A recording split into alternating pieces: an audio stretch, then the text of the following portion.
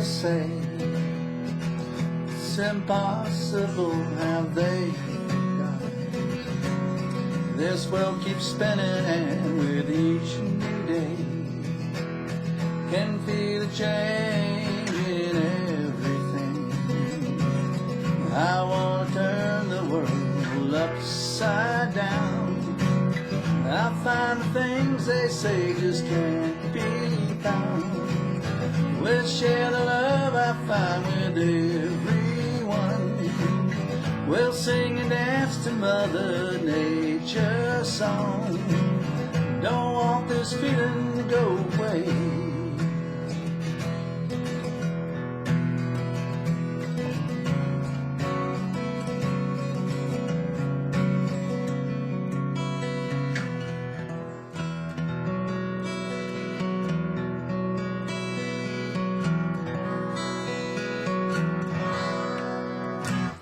Hey everybody, what's happening? I hope today finds you well, and I'm bringing another lesson to you that's going to move us a little bit farther in our guitar learning process. This song is Upside Down by Jack Johnson, and I picked this song because it's going to get us into an easier place where we can learn to play bar chords, okay? So there's a couple of things. We're in the key of E, okay? So let's go back and think, what are your three main chords in the key of E? Okay, so you have E, and you have an A, and you've got a B seventh, okay? It's your 1, 4, and your 5 again. If we do this on our fingers, E, F, G, A, and B. So that's E, A, and your B seventh, okay? So if I could even do this right.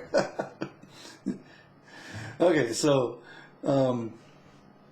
I think that's like some kind of thing, like in Hawaii, I think it's something, means something. So that's your 1, 4, and 5, okay, and we do have one relative minor, so this song has to have sharp minor in that.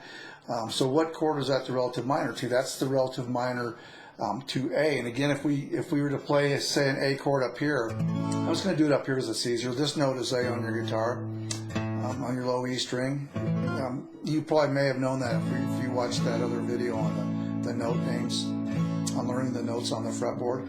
1, 2, 3, that's F sharp. We make that a minor. Okay, that gives us an F sharp minor, okay? Don't let that scare you. We're not going to do that today. But I do want to get you starting bar chords as early as possible.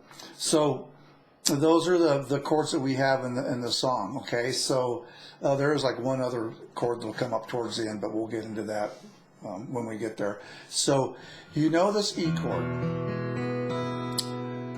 So what we need to do to set ourselves up to accomplish playing bar chords is we're going to play this using different fingers. You're going to put your third finger where your second is, okay? And then you're going to go ahead and put your pinky down where your third was, okay?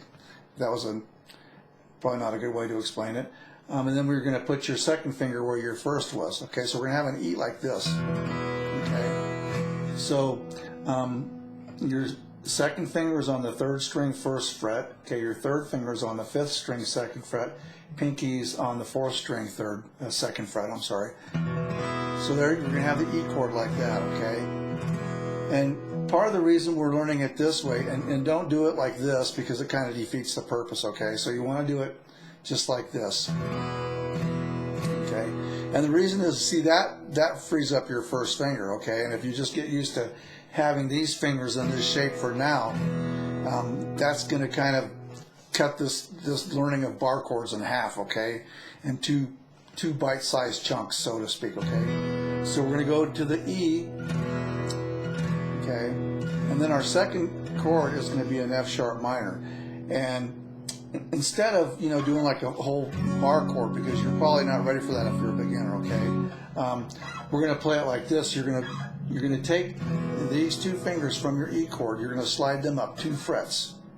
And then your first finger you're going to put on the third string, second fret. So we end up with this. Okay, it'll be a real pretty F sharp minor. I use this a lot in my playing. Okay, so You can see where I'm at. I'm on the 3rd string, 2nd fret, and then you have these two.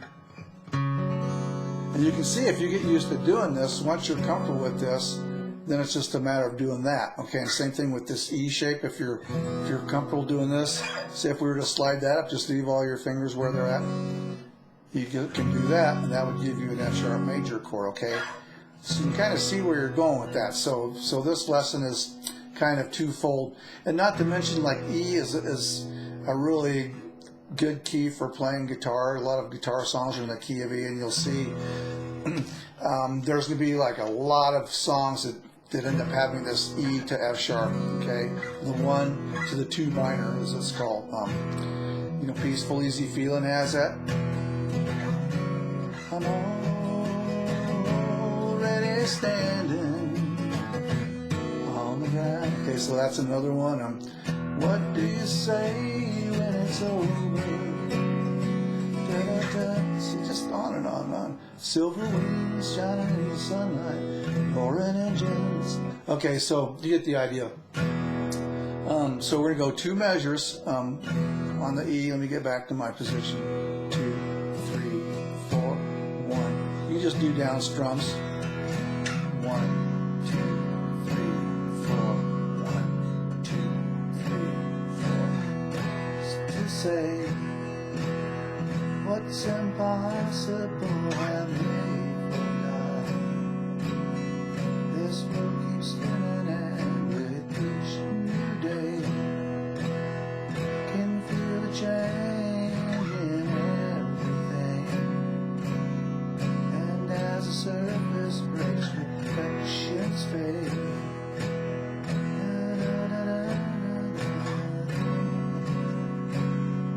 Okay, so that's going to be the verse.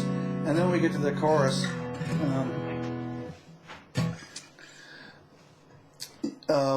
The chorus is a little bit more of a challenge because you only get 2 strums per chord, but we're going to go, you can just practice it slow, okay? But this is important to get this part down, so it's going to happen in a lot of songs, so don't feel like it's, you know, don't get frustrated if it's taking you a while to get it. It's going to pay off in the long run. So you get 2 strums on E, 2 on that F sharp minor, and then 2 on A. Now there's really not much of a way to connect that A. You know, you could like leave your first finger here and just kind of, because you know we were using that to pivot into the A. Okay, so you could do that. Just slide back, make your A, and then to the B7th. Okay, we've only done the B7th, I think, in a couple of songs. We did it in Folsom. Well, we did it in Folsom Prison, and we did it in the Blues in the Key of E. So, but let me show you a little trick here, because even after those 2 songs, this can be hard. So you're in an A, on an A chord right there, okay? So you need to go to a B7. If you think of this A as an A7th, which you're used to playing, okay? Now it's just a matter of hopping those 2 fingers up and doing this. You know, just put your first finger on the 4th string, 1st fret. Okay. So upside down, I'll find the things they say just can't be found. I'll share the love I find with everyone. We'll sing and dance to Mother Nature's song. Don't want this feeling to go away. Move back into song.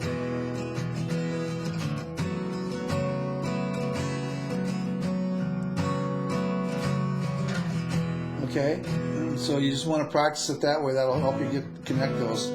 And while we're on the subject, I was actually going to maybe use this for another lesson, but it might as well just be good to do it here, because I want you to see this. Let's go play a D7th, okay? Remember good old D7th? Okay, so if you take that shape and hop it up a string, play this. Okay? you can hear how pretty what a pretty chord that's an A major 7th chord. This was your A dominant 7th or an A7, okay? But you can see that this D7 shape gets used a lot in different places on the guitar. Look what happens if I move that up. Look at that. That's that B7th. I'm just putting my pinky down here. You see how closely that's, you know, if you think of that as a D7 shape, which your fingers are already used to doing that. So you can kind of think of it that way. Then back to your E. But this could be tricky though, because now you want to go back, you know, to this E. So, you know, it's nice from here to go back to our regular E that we're used to doing, but for this song, we're going to have to dive bomb this to go to the B7th, okay? So we're making it, you know, we're making it easy, you know, between the A7 to the B7th, and but this kind of complicates things a little bit, but it's doable. It just puts it into smaller bite-sized chunks, okay? But this chord, this F sharp is cool, great sounding chord. So let me show you what happens now. We go through a verse, and then we do a chorus, and then we do the second verse, which is a little bit shorter. Who's to say? Can't do everything, but I can try. And as I roll along, I began to find things aren't always just what they seem. And it goes into the chorus. Upside down, I'll find the things they say just can't be found. I'll share the love I find with everyone. We'll sing, dance to Mother Nature's song. This world keeps spinning and there's no time to waste at all. Spinning round and round and upside down. Okay, so let me show you what I did there. That's the other chord that's in this song. It's actually a G sharp minor, but so what's so cool about this is if you're used to playing this F sharp minor, if you slide that up 2 frets, okay, so you're gonna be on this B7, and you got to get to this G sharp minor. So that's not really an easy way to do that one. You know, you could kind of maybe get these 2 fingers in that E minor shape. There's no time to waste. Oh, keep spinning round and round and upside down. And you're going to go into that. So you can see that's quite a workout. You know, I'm used to playing this on my electric guitar with a backing track. That's even kind of hard on my fingers. So that's the bridge, and then, you know, so it's the ending of this song is a great workout for you, okay? Because by the time you know you do, you know, you're going to do that chorus, which is a workout. 2, 3, 4, and you go into that little bridge. There's no time to waste at all. Keep spinning round and round and upside down. So then you're back into the chorus again. Okay, so you have a verse, a chorus, and then a bridge, okay? So that's just about it on that. You know, again, you know, this is just a kind of a stripped down version of this song. I haven't listened to it in a few years, and I know there's like a little lead guitar intro part on that. We won't go into that today until we, you know, when we get into doing scales, we'll probably look at that. So as far as the strumming goes, again, you know, if I was going to seriously play this song in a band or something, I'd probably go back and listen to it and see, you know exactly what he's doing. But, you know, again, for the sake of simplicity, you know, now you just want to get your coordination built up right now. You know, now's not the time to micromanage and try to do everything. You know, it'll drive you nuts. You know, I really feel bad, like, you know, in years past, you know, it's like You know, I've had students go out and buy these tablature books. I mean, they're like that thick, and they got tablature for every single guitar part in there. It's like, you know, don't put yourself through that. That's just way, way, way too intense. You know, unless you really just want to learn that specific lead or whatever it is perfectly. But you know, the problem with that, especially if you're a beginner, is that, you know, you haven't learned enough music theory to even tie all this stuff together. So, you know, if you do learn it, you know, if you have, it would be surprising if you had the skill level, you know, to do something. But again, something that complex, you know, if you, after you haven't played it in a few weeks, you'll forget it, you know, because you just haven't, you know, built the foundation yet. So that's the excuse for my simplistic teaching. So, but stick with me, because this does work. I've been doing this for years. Okay, so again, you're underlying all this. You're in 4/4. You're just gonna have quarter notes. 1, 2, 3, 4. 1, 2, 3, 4. Yeah. Plus, we play music to have fun, anyways. Okay.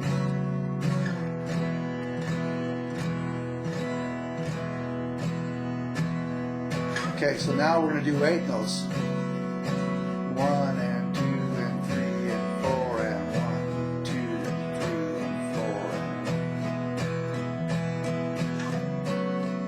Okay, now we're going to do 16th notes, which is a 1 and a 2 and a 3 and a 4 and a 1 and a 2 and a 3 and 4 and 1 and a 2 and a 3 and a 4. See, so now we can mix them up. To say what's impossible and they forgot. So I can throw in the 16th notes if I want to.